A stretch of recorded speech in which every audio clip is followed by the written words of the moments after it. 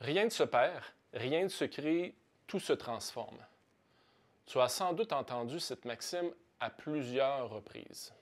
Elle a été attribuée à Antoine Laurent de Lavoisier, illustre chimiste français, qui, avant de passer sous la guillotine, avait posé les bases de la chimie moderne. Si tu t'arrêtes 2 minutes pour penser à cette phrase, tu verras qu'elle a des applications dans tout ce qui t'entoure. Toi, par exemple, tu t'es levé ce matin et pour te rendre jusqu'à l'écran qui te fait face, tu as dû effectuer quelques tâches plus ou moins physiques. Peux-tu répondre à la question? D'où provenait l'énergie qui t'a permis d'y arriver? Elle provient de la nourriture que tu as consommée qui, grâce à la digestion et à la respiration, s'est fragmentée et a formé de nouvelles molécules en libérant de l'énergie qui a été utilisée par tes cellules. L'écran que tu regardes en ce moment utilise de l'énergie électrique provenant d'une centrale qui utilise probablement la force de l'eau pour actionner ses turbines, comme c'est le cas au barrage Daniel Johnson exploité par Hydro-Québec. Cet écran convertit l'énergie électrique en lumière, en son, et bien que ce soit indésirable, en chaleur. D'ailleurs, tous les appareils électriques convertissent une partie plus ou moins importante de l'énergie qu'ils consomment en chaleur.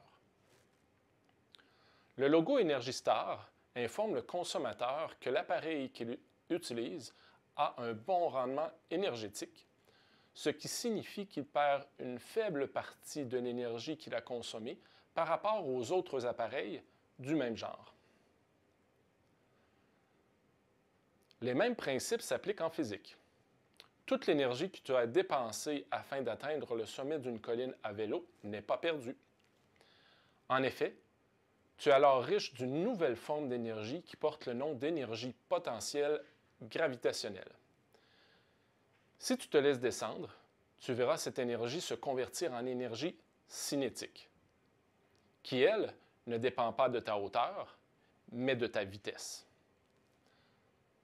Tout le travail fait pour monter n'aura donc pas été gaspillé. Parlant de travail, en physique, la définition de ce mot diffère un peu de celle qu'on utilise dans le langage courant. En physique, un travail est un transfert d'énergie qui nécessite obligatoirement l'application d'une force et un déplacement.